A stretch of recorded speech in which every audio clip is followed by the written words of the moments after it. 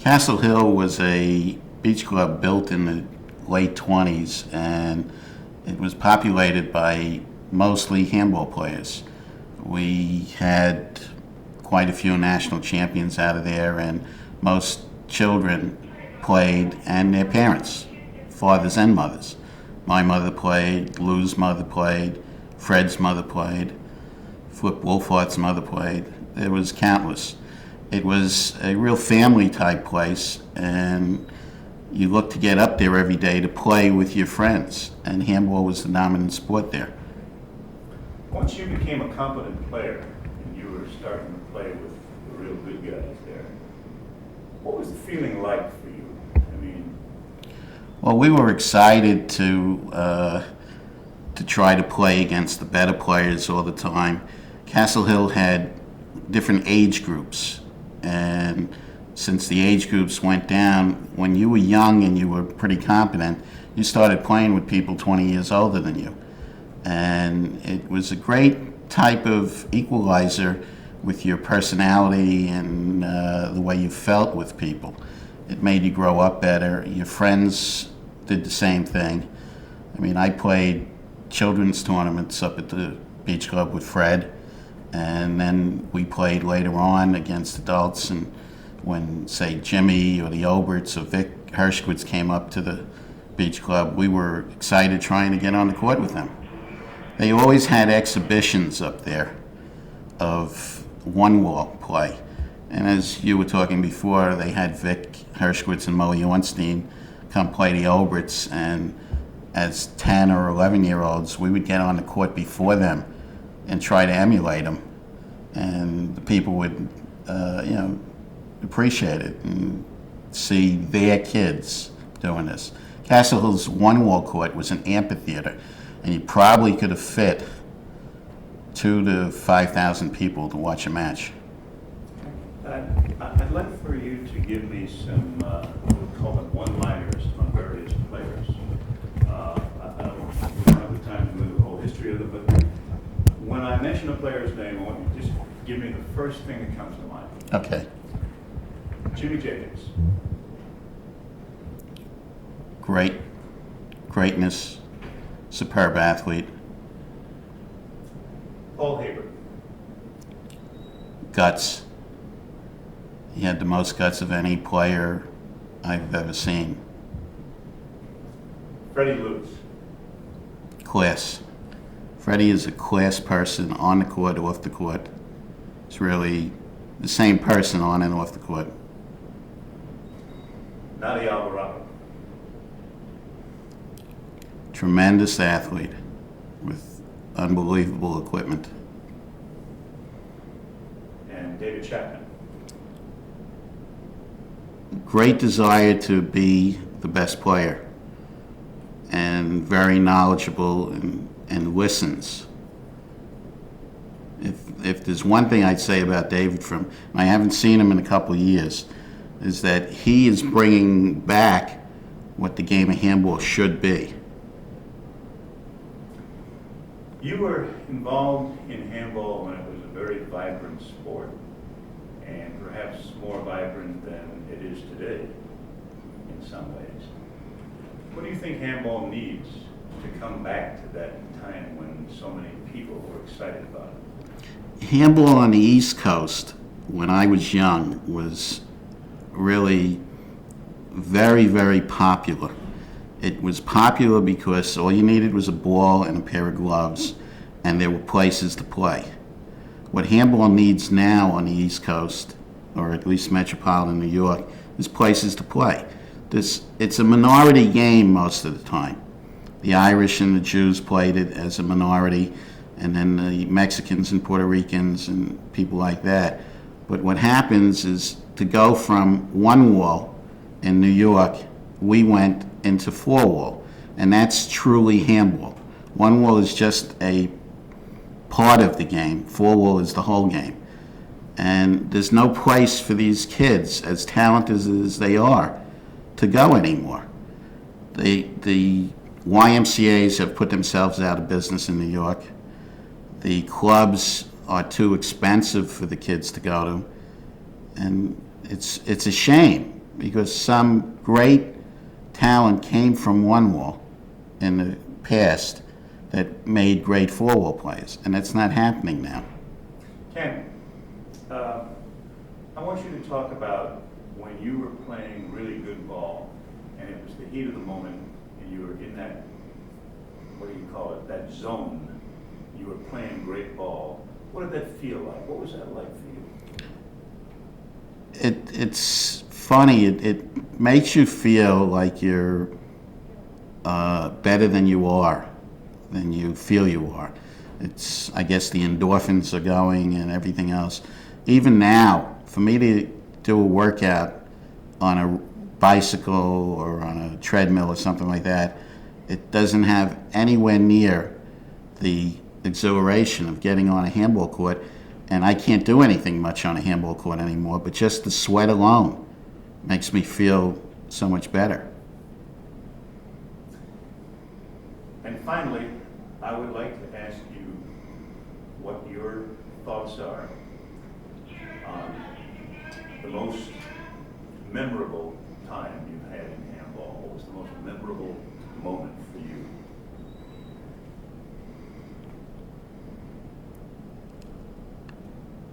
I think the most memorable moment for me had nothing to do with my own career.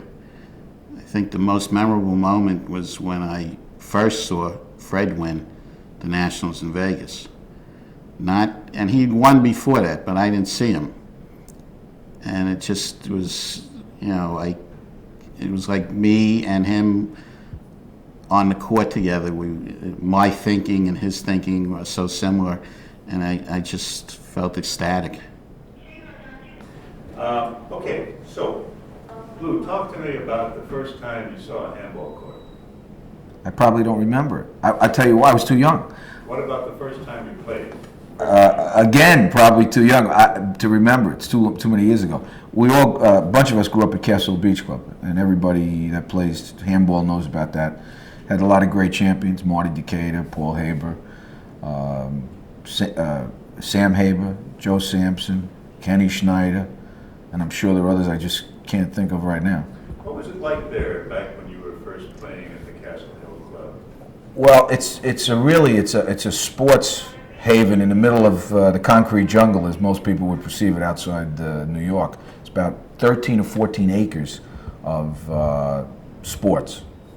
Two large softball fields, tennis courts, 4 outdoor four-wall courts, approximately at the time 90 some odd one-wall courts, a stadium for one-wall handball, basketball courts, the second largest saltwater pool in the United States, and there were 2 of them of equal size, a huge lake, small lake, which was man-made for kids to wade in with their mothers watching them. So it was a very big family place. Does it exist today?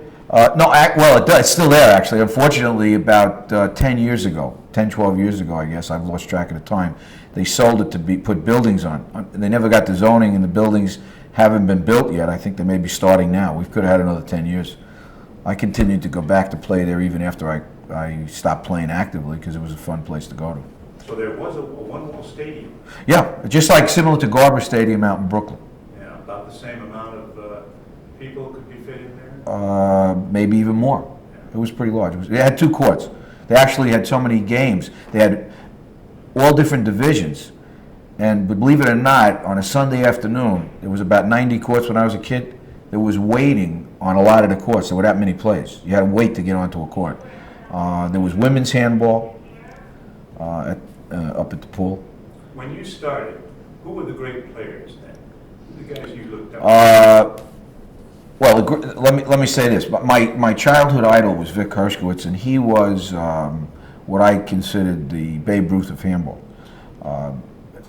Jimmy Jacobs was playing then, Johnny Sloan were the top 4-wall players. And I played with a group. I was about 5 or 6 years younger than Marty Decatur, Marty Katzen, who not too many people know about, was a great handball player. Oscar Obert, Carl Obert, Ruby Obert, Pat Kirby, all a little bit older than me. And so I grew up in a great era. I had a lot of people to play against. In addition to that, we had tremendous top handball players, not national players, but top handball players in New York. The Billy Glucks, Georgie Mayers, the Munches, Cyril Vincent, George Jackson, Georgie Mayer. I mean, there's a tremendous amount. I want to know how you got to be such a great player. I mean, you just started the game, but before long, you were beating everybody. Well, I tell you, it's like some diseases. I think it's genetic. My parents were, my dad's very athletic, and my mom was a dancer. So obviously a lot of it is God-given. And people tend to gravitate to do things that they enjoy because they do them well, and it kind of an avalanche effect. But you were up the pool, and I played all the sports up there. In fact, the amazing thing is that as good as someone, let's say like Freddie Lewis was at his young age, we didn't get to play many months out of the year. It's an anomaly. In college baseball, you see all the good teams are all year-round teams now. It's tough for the St. John's of the world to compete. Well, actually, when I was 16 years old, I had probably played significantly less handball than most kids who had taken the game up early outside of New York. I mean, if you take somebody today that started playing at 10 years old, they have all kinds of racket facilities to play against. I didn't play but 4 or 5 months out of the year until well after I was maybe 17 years old. Talk to me about what it was like being on the court in that zone when you were playing great ball. What went through your head? What was going on with you? Well, it's interesting. There's been a couple instances that I can recall. I always focus on the process. And I knew that there were going to be times where you just weren't going to be able to hit the ball the way you wanted to. And you just play through those times. And then all of a sudden you're going to start hitting good shots. You just start hitting good shots. And I think the key to being in what they call a zone, and I see it talked about on TV all the time, is not really worrying about the outcome. You're not focused on the outcome. You just focus on process and just go through it. And I've been fortunate because I can remember so many times I was in the zone at critical times, and I guess because I felt that if I was hitting the ball well, that I was undaunted, and if I wasn't, well, not only couldn't I get into the zone, I couldn't get into the match. But once I was into the match, I felt there was times where I just could do it. You just get the feeling. You get over the ball, and you just think what you have to do, and all of a sudden it's happening. You've heard that same comment from every other athlete that's interviewed on TV. I think it's a very close equivalent to someone like a Pete Sampras in tennis. It's a little bit unlike golf because most golfers, and I've taken up golf now, most golfers, top golfers I'm talking about, feel they're out of the zone 99% of the time. While I feel handball players, the top handball players, would probably tell you 30-40% of the time they're in the zone. There's seems to be more consistency in the games. You've played this game for some 35, 40 years. I'd like you to just take a moment to think about what that really meant to you. Well, I guess when you're young growing up, if I look back at it, it probably developed a tremendous amount of self-esteem because what happens is you develop your self-esteem when you're young in life, and if you're successful at something by luck or however it happens, it builds confidence. And I did not know that was happening at the time quite clearly, and it breeds on it, and it runs over into other parts of your life. And you let your instincts work, and you in all parts of your life, and you do the right thing, and you keep doing it, and it gives you a sense of purpose and determination, and all these things start building. And if you were to look at how I played handball, I think you might be able to draw direct parallels to how I conducted other parts of my life.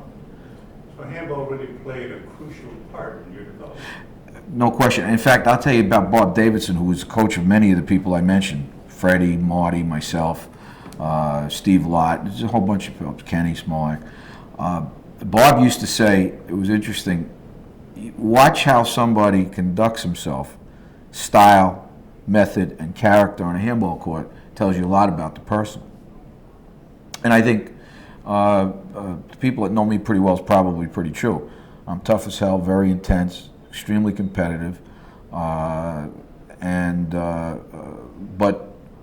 extremely fair, and integrity is a very important part.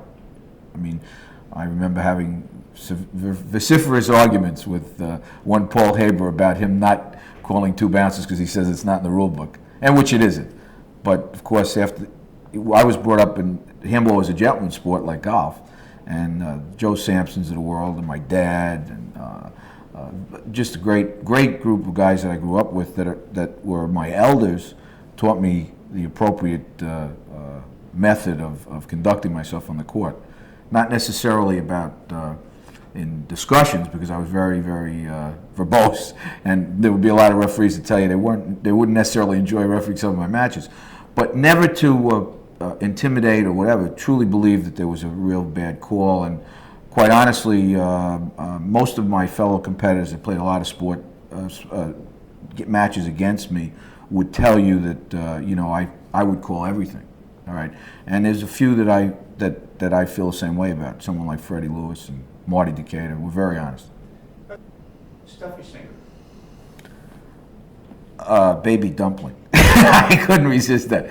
Stuffy's tremendous skills and athletic ability. That's what comes to mind. And beautiful. Very stylish. Marty Decatur. Overwhelming determination. It's one sentence, because Marty played well beyond his physical skills. He's a tremendous competitor. Would have to rank 1 or 1A if I made a list of. He would not be second to anybody on a list of competitors. Ruby Obert. Great supporting player. He played a great second fiddle in the symphony to Oscar Obert.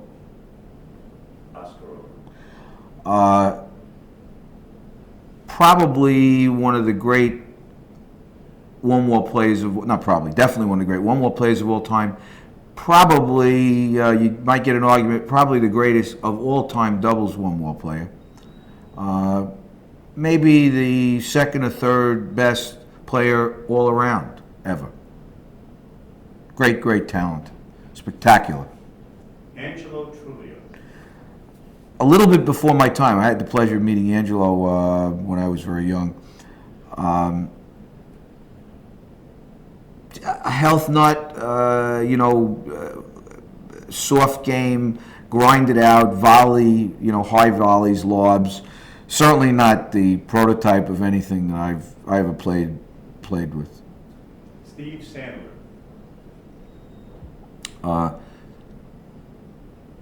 Best one-wall singles player of my generation, without question. No peers. Very tough competitor. Clearly the best player of his time. Solly Goldman. Probably the who was the gentleman? I have to ask you a question back. That just died. That played Billie Jean King. Bobby Riggs. The Bobby Riggs of handball. Solly Goldman. Freddie Lewis. Consummate champion. Humble. Great determination. As quiet as he was, you could see it. Very similar to Marty in that respect, Decatur. Great four-wall doubles player. People probably wouldn't know that because we didn't play in a lot of doubles. Great doubles player. Ranks up in the top 5 singles players of all time, tournament play. And a great, he has tremendous integrity. Jimmy Jacobs. Jimmy is probably the best non-tournament handball player in four-wall that ever lived. He was the only player that I did not beat a game in practice. And I played more practice games against Jimmy than I did any other player. In reference to your comment about Joe Platic being is considered by the old people being one of the greatest players of all time, in any sports, my opinion, and I think most people's opinion, that you compare each period of time to their peers, and that's how you decide whether someone's great. So Joe Platic unquestionably is one of the great players of all time, but simply on his record. If you start getting into who did he beat and how many people, well, that's just not fair. He beat everybody who was supposed to be there. Handball continued to progress like most sports and got better and better and better to the point of right around when Paul Haber was winning and Yambrick was second, and then we had Stuffy Singer, Dave Grable, Gordy Pfeiffer, Freddie Lewis.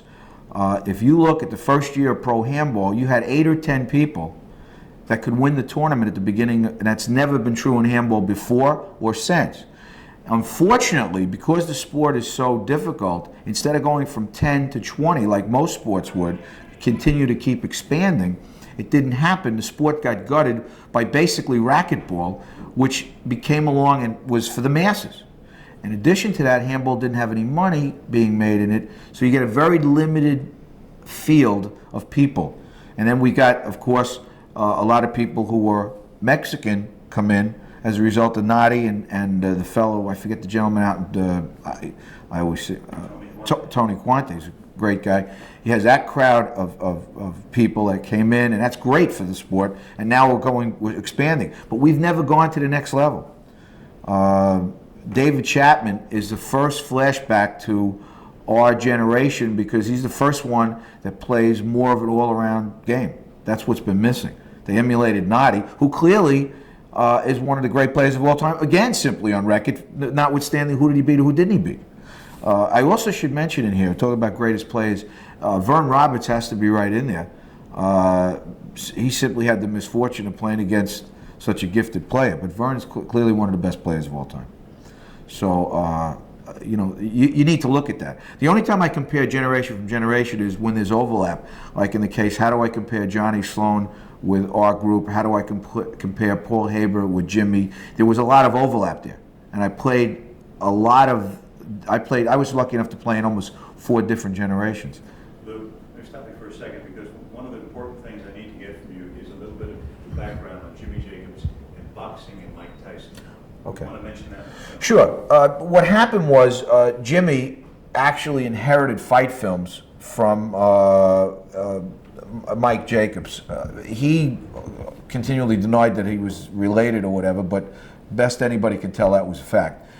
Jimmy said he collected the films. That's just not what happened. He did collect other things like comic books and so on and so forth. But he became very friendly with Cus D'Amato after he came to New York. He became Bill Caton's partner in big fight films. Bill Caton had a tremendous business worldwide. Boxing is much more profitable and much larger business out of the United States than in. Not too many people know that. So Bill Caton was an extremely wealthy guy. Jimmy got into the business by having these films and got involved very heavily in editing and doing commentary on the films and really jumped headfirst into it like he did handball. Became very friendly with Cus D'Amato. As a result of that, came very friendly with Jose Torres. I went to birthday parties at Jim Bouton's house with that whole crowd. They were very, very friendly. Cus retired because he had difficulty with the establishment. He was, I guess, too honest. Went upstate. Cus found a very young Mike Tyson. That's why they were so friendly. That's why he was the father figure to Mike. Cus was a tremendous boxing brain. Told Jimmy that this guy had the potential to be the next World Heavyweight Championship, and they started working with him, and Jimmy is a great salesman, convinced Mike that he had his best interests at heart and did take very good care of Mike, quite frankly. I think if Jimmy was still alive, Mike still would be with Jimmy and Bill Caton, and I might add, much better off. Steve Lott worked with Mike and was almost his chaperone for years when that was going on. And obviously, Mike did become a great heavyweight champion. So basically what happened was Cus, Jimmy Jacobs, and Bill Caton clearly understood that they wanted to bypass the promoters, the big-time promoters, and get some leverage on them before they took Tyson to him. So they realized they gave him, and they also wanted to teach him. So they brought him slowly.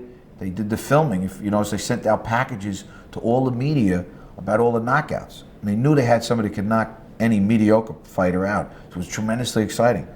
You know, first round knockout, right? It looked like the old fight film days when they used to send the fights, and that was tremendous. People then started clamoring for Mike Tyson, and basically they were able to pick their opponents to bring him along, and clearly he's a tremendous talent. I mean, there's no question about that. I mean, it's scary how hard he punches. Jimmy really cared about him and loved him, and et cetera, et cetera. And as I said earlier, I think Jimmy, based on all the reports, took good care of Mike. He certainly did the right thing financially for him. And I think that would have continued had Jimmy not passed away. But he did a tremendous selling job, and he needed to do that, as you can see, because what's happened now is that Mike has lost his focus.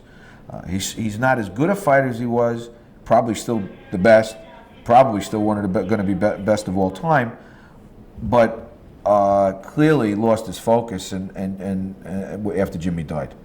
And I think Jimmy would have maintained that relationship. He would have been a better fighter. He probably would have been a heck of a lot wealthier had Jimmy been alive. Let me just say that in talking to, there's a few players that I respect in the game from the standpoint of really understanding the game that I've played with. And I'm sure I'm going to forget a few, but guys like Paul Haber, Stuffy Singer, Freddie Lewis.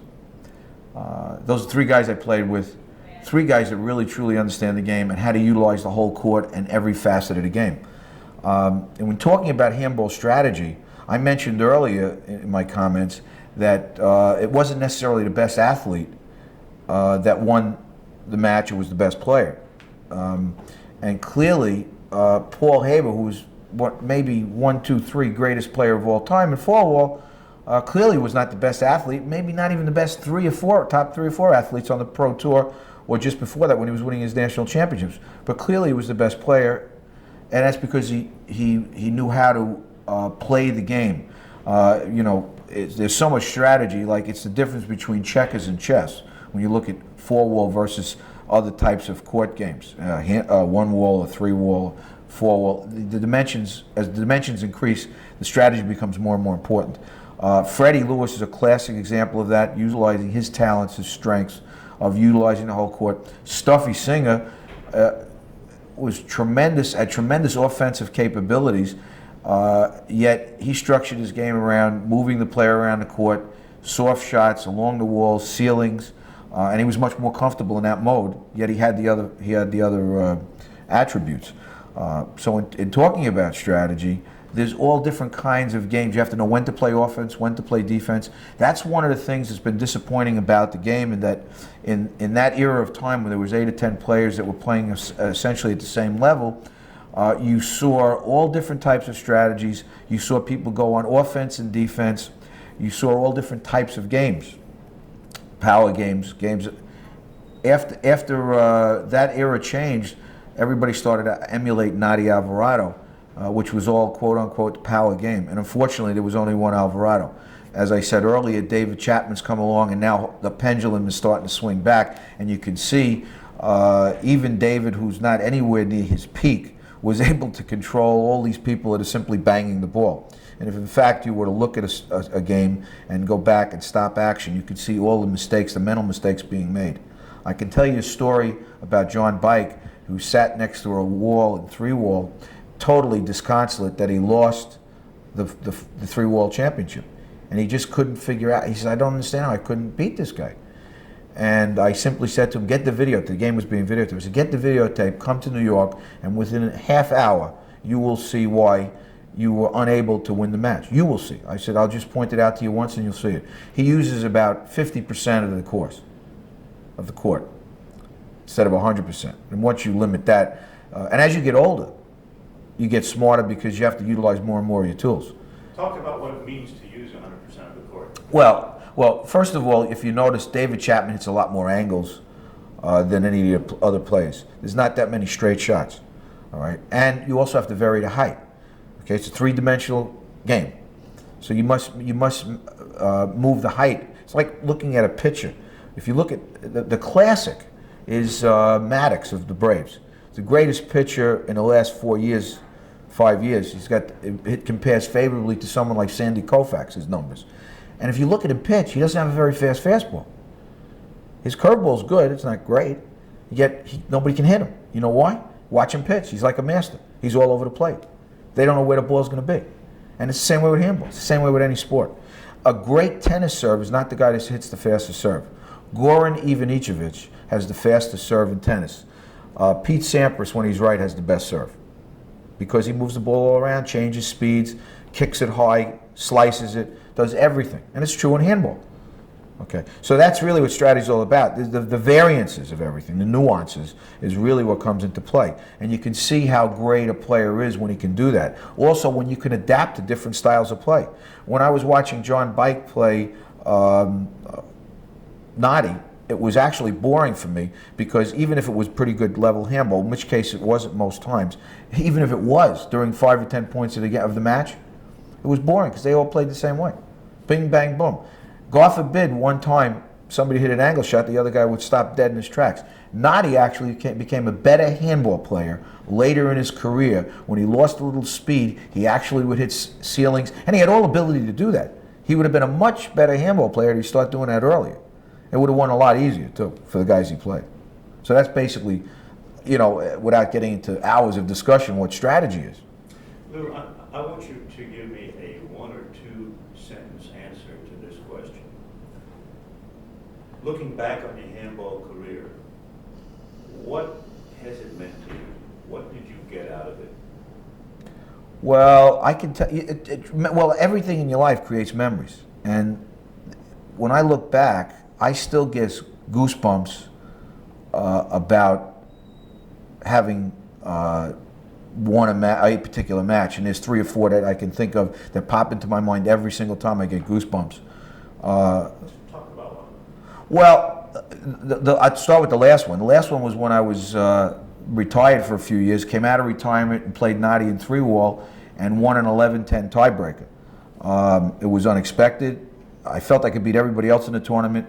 Didn't know how I'd do with Noddy with the speed. He was in the prime of his career. No one had ever beaten him in 3-wall to that point. Was losing 13-0 in the first game and said to myself, maybe I shouldn't have played. But played that game out, actually. I didn't give it away because I wanted to get used to the speed of the ball. I hadn't played. One other factor is, and I think is very important, especially in 4-wall, is a tremendous amount of, we get back to the word strategy. So there's nuances of the game. Now, if you look at a guy like Stuffy and a guy like Freddie, the pro players really, the top players really wanted to try this. We went to Bob Kendler, and we got him to go along with it grudgingly. We got Spaulding to help us. Gatorade helped. There wasn't really very much money. We thought it was the first step. Unfortunately, it's never gone anywhere because of the problems we've had with telecasting, and hopefully that's getting better and better. But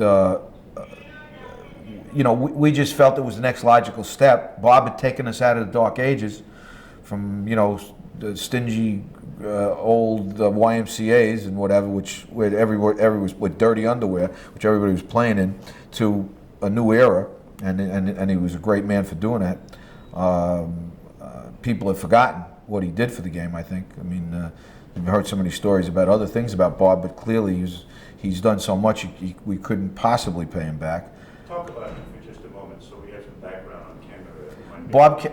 Bob Kendler originated the United States Handball Association. It was his brainchild. He paid for it. He subsidized it for maybe the first 10, 15 years.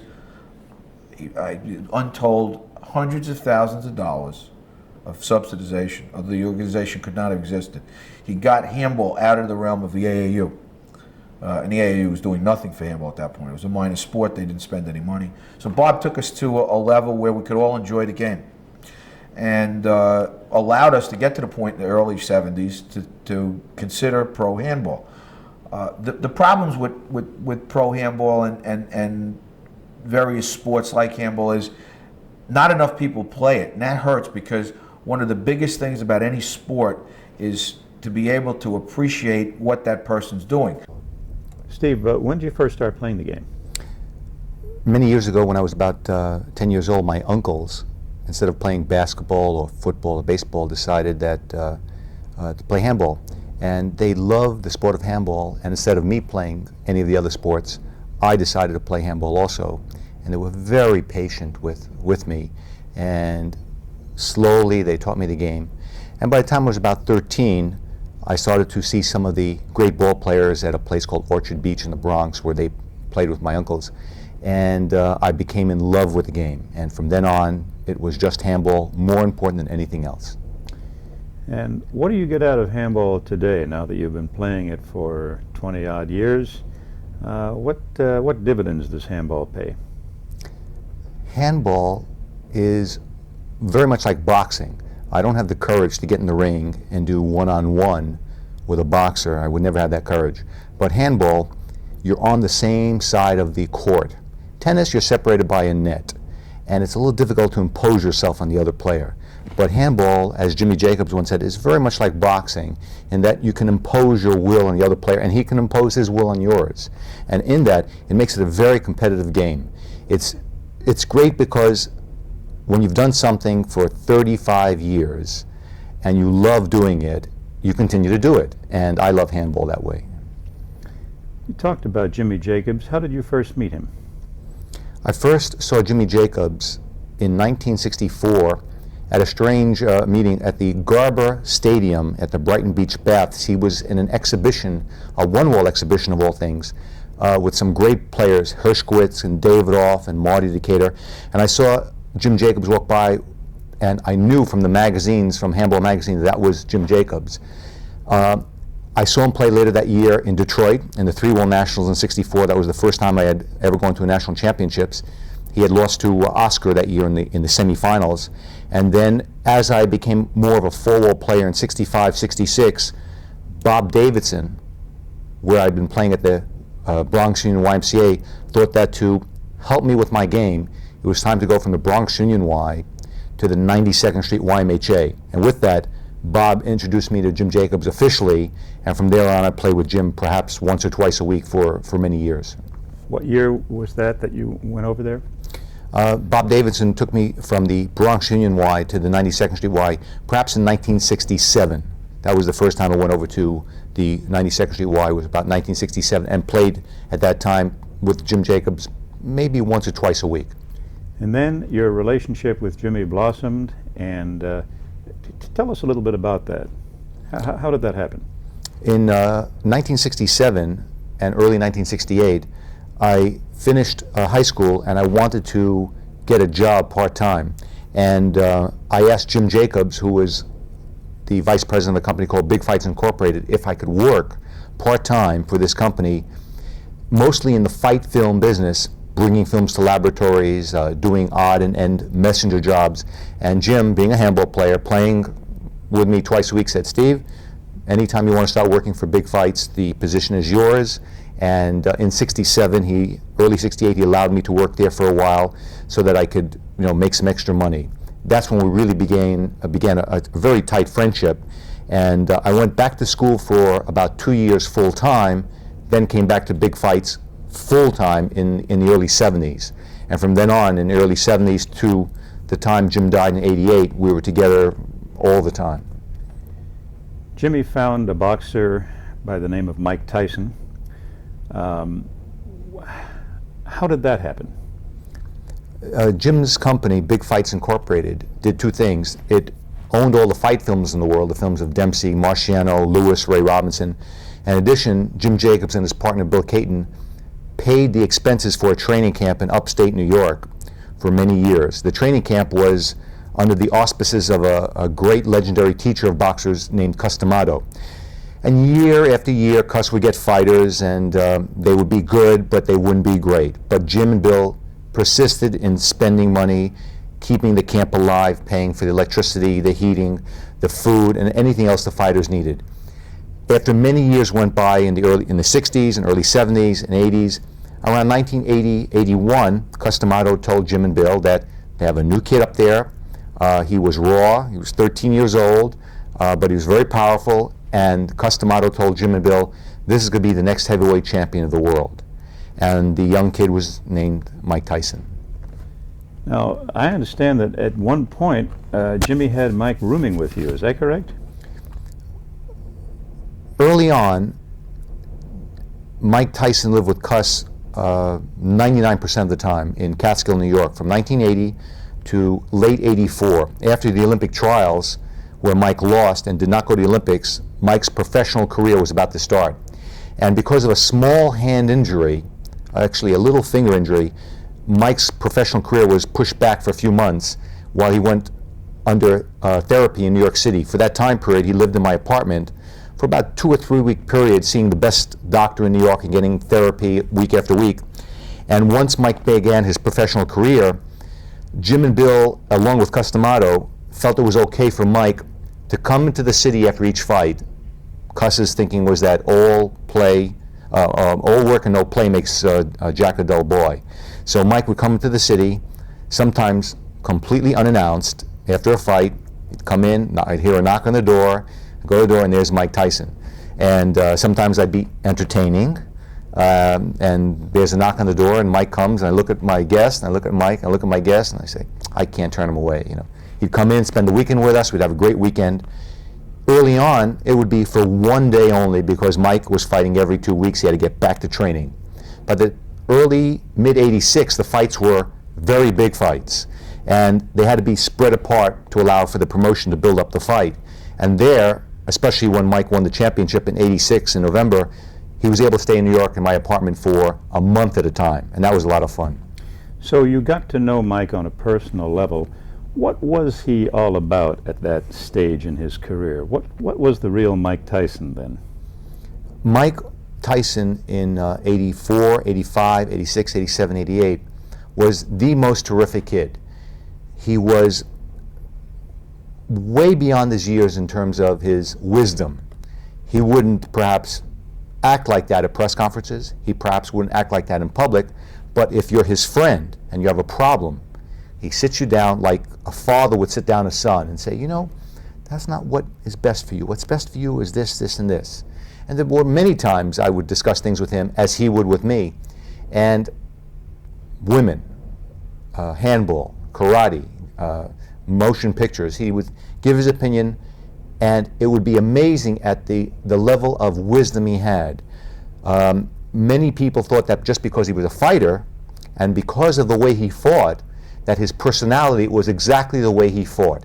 He was an incredibly offensive fighter, and that people thought that that's the way he was outside the ring. That wasn't the case. That was just business. He was taught by Customato that the fighting, to entertain the public, you have to be offensive, you have to be entertaining, you have to electrify the crowd. The same way a great handball player, a Nadi Alvarado or Paul Haber, will go on the court and electrify the crowd with incredible abilities, maybe very offensive, maybe very devastating, shooting the ball from all over, but once they step off the court, they're baby dolls. That has nothing to do with their character or personality. That's just business. The handball is business. To Mike, the boxing was just his job. And once he got through with his job of being a great fighter, entertaining the public, outside the ring, he was just a terrific kid. Obviously, Jimmy had quite an impact on Mike's life, and Mike probably would have taken a different path had Jimmy lived. Now we see Mike out of prison and back, it seems, in cahoots with Mr. Don King. Do you predict a bright future for Mike at this point? When Tyson and myself and Kevin Rooney used to live together in training camp, whether it was in Las Vegas for 6 or 7 weeks before a fight, or Atlantic City for 6 or 7 weeks, we'd live in a private home, and we'd keep, Mike liked to see photographs of great old-time fighters, Joe Gans, Joe Walcott, Jack Dempsey, Rocky Marciano, on the walls, along with great proverbs and great thinkings that great people would think about.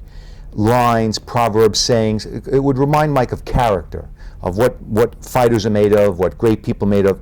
And the more he thought about it, the more he acted it. And one of the sayings was that a mirror reflects a man's face, but what really reflects what a man is like is the friends he keeps. And in that, when Mike was 17, 18, 19, 20, 21, the people that surrounded Mike exuded character and loyalty and discipline and wisdom and knowledge, and all of their intentions were what's best for Mike Tyson.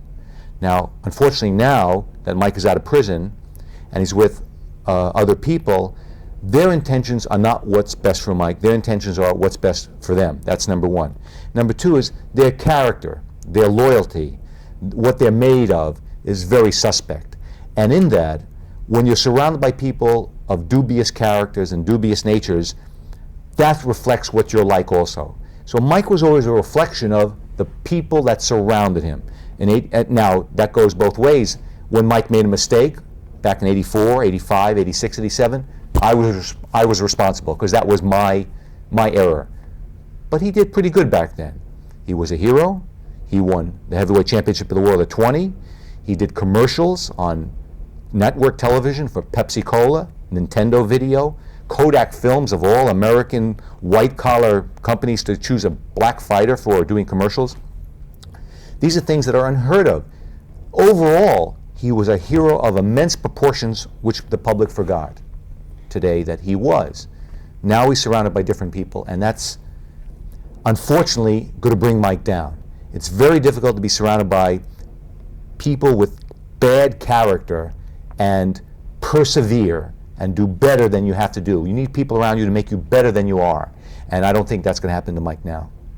Steve, let's switch gears for a minute and talk about about Jimmy and Mike. Did Jimmy ever have Mike on a handball court? One of the most engaging and wonderful moments was about 2 weeks before the fight between Mike Tyson and Tony Tucker in Las Vegas in August of '87. I wanted to have Jim and Mike do a small photographic session on a court so I could send it to the Handball magazine and to help them a little bit with some publicity. And I got Mike down to the courts at the sporting house on Industrial Road, and Jim came down from the hotel and put gloves on Mike, put gloves on Jim, gave them these great t-shirts that had Handball written all over, and just to have them pose next to each other with first Jim just throwing up the ball and just Mike and Jim just looking at the ball as it dropped and just taking a shot. They did it a few times, then Mike threw up the ball and Jim would show him, no, throw it up like this, just, and then look, and correct him a little, and Mike was fine. And then we did the shoot. It took maybe 2 minutes, and then Mike looked at Jim and said, throw it up. And Jim looked at Mike, and I looked at Jim, and Jim looked at me, because it's 2 weeks before the heavyweight championship of the world, and the last thing you want to do is have the heavyweight champion hurt his hand on a ball or the wall or something. So Jim said, now take it easy, Mike. Mike said, don't worry about it. And Jim threw the ball up. Mike had been watching handball, watching me play, and he had a very fine perception of watching the players and copying the technique, just as he would with a fighter, watching a fighter and being able to learn the techniques by memorizing the picture. He took a picture of the handball play in his mind. Jim threw the ball up, Mike backed up, watched the ball like a surgeon would watch the surgery he's performing. Back up, bam, hit the ball. Jim said, pretty good. Mike said, throw it up again. Same thing, nice shot, hit the ball solid. At that point, Jim said, that's enough, that's enough. And it was a great time on the court. Was Mike impressed with the fact that Jimmy was the great handball champion he was? Mike did not know a lot about handball, but he knew a lot about champions. And in that, he really didn't see Jim play, of course, much, but he knew of the way Customato revered Jim's ability to play handball. In that, Mike had an inherent loyalty to any champion. He would have great respect not only to champions, whether they were baseball, football, basketball, but and especially boxers. But he had that character to say, if you're a champion, that's great. He respected Jim more for the stuff that was outside the realm of athletics, Jim's character, of how he treated people. Really, he respected Jim more for the way Jim respected fighters than the way Jim was a great, so there were great fighters who were not such nice guys. Jim was a great admirer of fighters. Jim adored fighters. And Cuss, instilling that into Mike, that was the bridge between Mike and Jim. Many people today in boxing, promoters or managers, they're in it, they're dilettantes. They're in it because it's fun and it's nice to be in the store, but they care nothing about the fighters. Jim adored the fighters, and having all the fight films in the world, all the photographs in the world. He adored looking at photographs of great old-time fighters, as did Mike. That was the bridge between them, their love and adoration for the great old-timers. You had, final question here, Steve. You had a very special relationship with Jimmy Jacobs. You got to know him very well. As you look back now on the time that you spent with Jimmy and the times that you knew him, or rather the relationship you had with him, how do you remember him? What thoughts come to mind? The things that characterize Jim the most are the fact that no matter what mistake you'd make, no matter how grotesque it was, Jim had the incredible ability to say in his mind, since it wasn't intentional, forget about it. And no matter what mistake you'd make, and I made the most grotesque errors either around work or outside of work that had to do with handling Jim's affairs in whatever little way that he'd let me handle them, and especially at work, where no matter what I did that was stupid and terrible, he'd sit me down, he'd close the door where no one else can hear, and just the same way you'd say, I'll have another cup of coffee, he'd say, Steve, was not right to do. The better way to do it, which I'd suggest you think about next time, is to do this and this in a way that you'd think about it, it wouldn't be embarrassing, it wouldn't be denigrating, and you'd walk out of there, you'd feel you got corrected, but it was okay. And he had the great ability never to be emotional about an error, as long as he knew it was unintentional. That was his greatest asset, is to have that type of respect for someone else, because he knows what it was like to make errors, and he knows what it feels like to be corrected. That was one touchstone to all of the many, many myriad of things that were part of his character that made it easy to work with him. The second thing that was a characteristic of Jim was incredible wisdom. Wisdom about life, and wisdom about people, and wisdom about boxing. Back in '82 and '83 and '84, just as I was learning the boxing business from Jim and Bill, I had many questions about boxing that were just so mundane, and I would ask Jim a question that was so stupidly mundane. He'd take a breath and he'd sit down and say, let me tell you why that happened, Steve. And he would very carefully explain it, and he would know that it was a silly question, but he'd have the character and the peace of mind and the patience to answer it. Now, 15 years later, when I have a little bit more knowledge to ask a decent question about boxing, a question that would have some merit, a question that would have some substance, where if I asked Jim the question now, he'd stop and say, now that's a good question, let me tell you why that happens. But unfortunately, he's not here to answer it. So that's the sad part. Now I have a little bit more knowledge to ask a right question, but he's not around to listen to it. And now in one sentence, describe Jim Jacobs for me.